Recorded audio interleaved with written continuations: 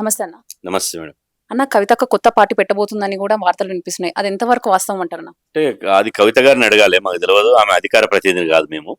ఒకటి, పార్టీ పెట్టే స్వేచ్ఛ, పార్టీ పెట్టే హక్కు భారత రాజ్యాంగం కల్పించింది.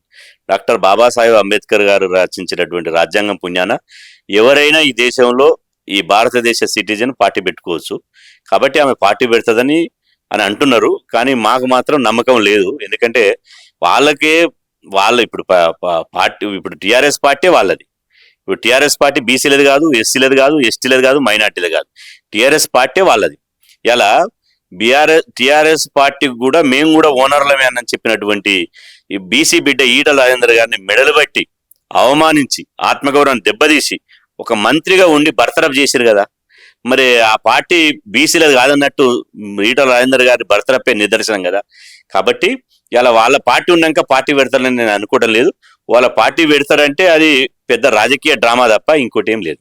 తెలంగాణ బహుజన రాష్ట్ర సమితి అని పార్టీ పేరు అని కూడా డిక్లేర్ చేసి మేనిఫెస్టో కూడా రెడీ అయిందని కూడా వార్తలు వినిపిస్తున్నాయి. అది ఎంతవరకు వాస్తవం అంటారు? ఇప్పుడు తెలంగాణ రాష్ట్ర బహుజన సమితి అనేది పెట్టడానికి కవిత గారు బహుజన సామాజిక వర్గానికి సంబంధించింది కాదు కదా. కవిత గారు అగ్రకుల సామాజిక వర్గానికి సంబంధించిన, వెలమ సామాజిక వర్గానికి సంబంధించిన బిడ్డ ఆమె కవిత గారు. కాబట్టి ఆమె బహుజన వాదం పేరుతోటి ఎట్టొస్తుంది? బహుజన వాదం పేరుతోటి వస్తే బహుజనులను నమ్మడానికి ఏమన్నా వెర్రివెంగలపలా? అంటే అంత చైతన్యం లేదా బహుజనుల దగ్గర? బహుజనుల కోసం కూడా అగ్రకులాలు పార్టీలు నడిపిస్తారా? బహుజనుల కోసం ఇప్పటి వరకు ఎవరు కూడా బహుజనుల కోసం ఈ దేశంలో అగ్రకులాలు బహుజన సమాజం కోసం ఎవరు పార్టీ పెట్టలే. బహుజనుల కోసం బహుజనులే పెట్టారు. మానేసి కాంశీరామ్ గారు పార్టీ పెట్టారు బహుజనుల కోసం. ఇలా బహుజనుల కోసం కరుణానిధి గారు పార్టీ పెట్టారు, లాలూ ప్రసాద్ యాదవ్ గారు పెట్టారు, ములాయం సింగ్ యాదవ్ గారు పెట్టారు, నితీష్ కుమార్ గారు పెట్టారు. బహుజనుల కోసం బహుజనులే పార్టీ పెట్టారు, బహుజనుల కోసం అగ్రకులాలు పార్టీ పెట్టలే. కాబట్టి ఇదంతా ఒక సర్కస్ లాంటిది. ఇదంతా ఏంటంటే ఇప్పుడు కేసీఆర్ గారి మీద కాళేశ్వరం ప్రాజెక్టులో 1,00,000 కోట్ల అవినీతి జరిగిందని చెప్పి పీసీ ఘోష్ కమిషన్ వారికి నోటీసులు ఇచ్చింది. ఆ నోటీసులో ప్రజలలో విస్తృతంగా చర్చ జరుగుతుంది. కాళేశ్వరం కట్టడం ఇది ప్రపంచంలో అబ్బురపరిచేటువంటి ఒక చరిత్ర. ఈ కాళేశ్వరం ప్రాజెక్టు ఎవరు కట్టరు, కాబట్టి మాతోటే సాధ్యమైందని చెప్పి కేసీఆర్ గారు దాన్ని డప్పు కొట్టుకున్నాడు. కాబట్టి అది ఇలా కాళేశ్వరం ప్రాజెక్టు కుంగిపోతుంది, భవిష్యత్ తరాలకు ఇది పనికిరాదు, ఇది ఉపయోగం లేని ప్రాజెక్ట్ అని చెప్పి దాని మీద పీసీ ఘోష్ కమిషన్ కాంగ్రెస్ ప్రభుత్వం వేసింది.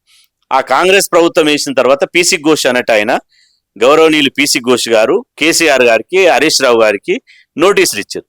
దీని మీద ప్రజలలో చర్చ జరుగుతుంది, అవినీతి పరులు అనే ముద్ర పోతుంది, కాబట్టి దీన్ని డైవర్ట్ చేయాలి. కాబట్టి ఈ డైవర్ట్ పాలిటిక్స్ లో భాగంగా కవిత గారు లేఖ రాసింది. ఇలా ఆమె చెప్తుంది, ఇట్లాంటి లేఖలు నేను ఎన్నో రాసిన కానీ ఎప్పుడు కూడా ఇట్లా రాలేదని. తనకున్నటువంటి మీడియాతోటి, తనకున్నటువంటి పలుకుబడితోటి, డబ్బుతోటి, అధికారంతో వాళ్ళు ఉన్నటువంటి దీన్ని గ్లోబల్ ప్రచారం చేసుకుంటున్నారు. ఇలా నేను అంటున్నా, వాళ్ళు ఒకటే ఫ్యామిలీ కదా. వాళ్ళు టీఆర్ఎస్ పార్టీలు చెప్పేది ఏంది? బీఆర్ఎస్ పార్టీ మాదొక కుటుంబం, వీళ్ళు ఉన్నటువంటి 4 కోట్ల మంది ప్రజలది ఇది, కాబట్టి మాది కుటుంబం అంటున్నారు. ఇవాళ 4 కోట్ల మంది కుటుంబం అంటే ఎవరిని గెలవరైతుంది? 10 సంవత్సరాలు ఉన్నారు, ఎవరిని గెలవరైతుంది?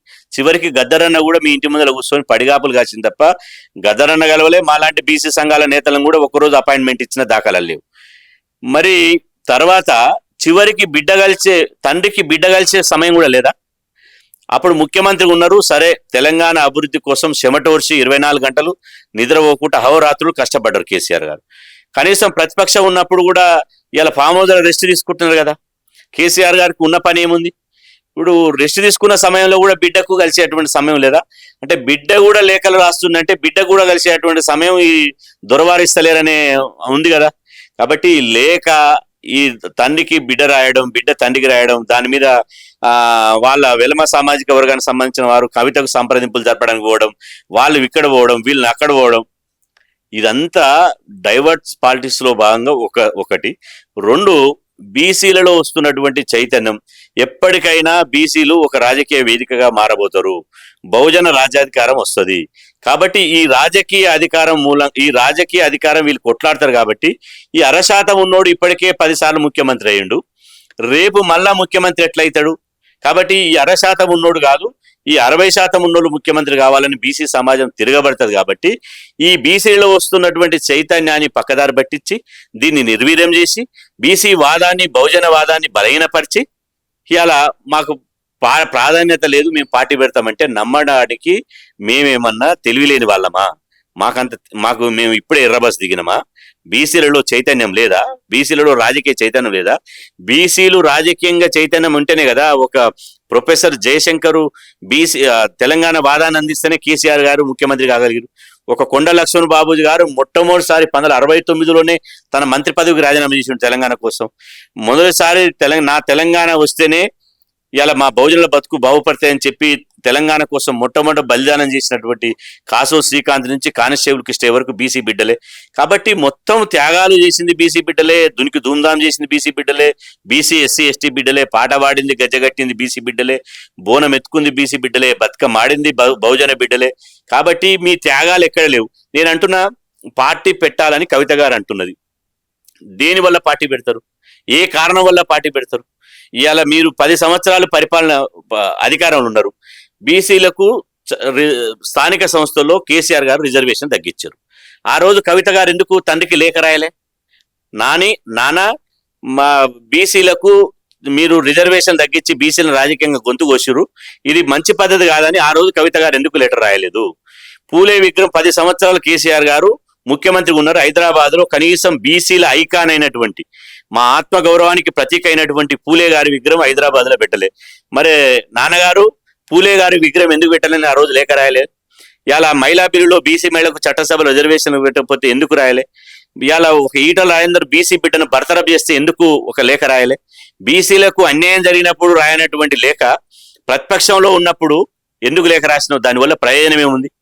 ఇలా మీరు ఇలా ఎట్లా ఉందంటే, ఇలా ఒక తల్లి ఇద్దరు కొడుకులకు మురుకులు చేసి 2 గంపలు ఇచ్చి పంపించిందట. పంపించి బిడ్డ ఇది మీరు పైసలు ఇస్తేనే అమ్మండి, లేకపోతే అమ్మొద్దంటే ఒక రూపాయి పెట్టి ఒక మురుకు కొనుక్కుండట. ఒక ఆయన కొనుక్కొని పోయిండు. ఈ తమ్ముడు అన్నకి ఇచ్చిండు అదే రూపాయి, ఆయన మురుకు ఇచ్చిండు తిన్నాడు, ఈయనకి ఇచ్చిండు, ఈయన ఆయనకి ఇచ్చిండు. ఆయన పొద్దున్న దాకా మీరు గంప కాలైంది, ఒకటే రూపాయితోటి వచ్చి తల్లికి రూపాయి ఇచ్చారట. ఏంద్ర బిడ్డ అంటే, అమ్మ నువ్వు చెప్పినట్టే నేను రూపాయి పైసలు ఇస్తేనే మురుకులు ఇచ్చిన, లేకపోతే ఇయ్యలేదని. అంటే వాళ్ళ డ్రామా కూడా గిట్టనే ఉంది. వాళ్ళ చుట్టే తిరగాలి, 5 చుట్టే తిరగాలి. నేను అంటున్నా, మీ బీఆర్ఎస్ పార్టీలో 60 లక్షల మంది సభ్యత్వం ఉంది. 60 లక్షల మంది సభ్యత్వం తీసుకున్న వాళ్ళకి ఏం న్యాయం చేశారు? ఎవరికి ఏ పదవి లేదు కదా. మాకు ప్రాధాన్యం ఇవ్వకపోతే ప్రత్యేక పార్టీ పెడతా అని చెప్పి మీడియాలో హెడ్లైన్లు వస్తున్నాయి. మీకు ప్రాధాన్యత ఎక్కడి? మీ నాన్న కేసీఆర్ గారు 11 సార్లు బీఆర్ఎస్ పార్టీ అధ్యక్షుడు అయ్యాడు. బీఆర్ఎస్ పార్టీ అధ్యక్షుడిగా 11 సార్లు అయ్యాడు.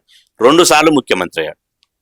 మళ్ళీ పొరపాటునో గ్రహపాటునో తెలంగాణ రాష్ట్ర సమితి అధికారంలోకి వస్తే మళ్ళీ ముఖ్యమంత్రి మేమే అని కేసీఆర్ అని చెప్తున్నారు. మరి ఎక్కడ ప్రాధాన్యత తగ్గింది? మీ అన్న 2 సార్లు మంత్రి అయ్యాడు, పార్టీ వర్కింగ్ ప్రెసిడెంట్ ఉన్నాడు.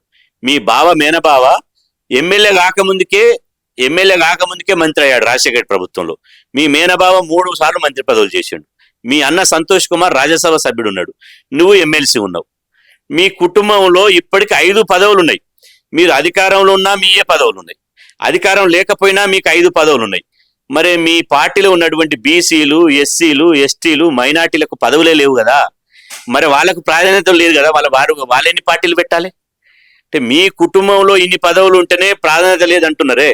మీ కుటుంబంలో లేనటువంటి ఇలా సభ్యత్వం చేసి జెండా మోసి తెలంగాణ కోసం ప్రాణాలు త్యాగం చేసి జైళ్లలో పోయినటువంటి విద్యార్థులు కానీ, విద్యార్థి నాయకులు కానీ, కళాకారులు కానీ, ఉద్యోగ సంఘాలు కానీ, తెలంగాణ ఉద్యమకారులకు కానీ వాళ్ళ గుర్తింపే లేదు కదా. వాళ్ళెన్ని పార్టీలు పెట్టాలి? కాబట్టి ఈ పార్టీ పెట్టడం అనేది ఇది పెద్ద డ్రామా. దీన్ని బీసీ సమాజం ఎప్పుడు నమ్మదు. బీసీ, ఎస్సీ, ఎస్టీలు ఇప్పటికీ ఈ అగ్రకులాలను నమ్మేటువంటి పరిస్థితి లేదు. మీ అగ్రకులాల రాజకీయ ఎత్తుగడలు, మీ అగ్రకులాల యొక్క రాజకీయ లీలలు బీసీ సమాజానికి అర్థమైంది, ఎవరు నమ్మడు.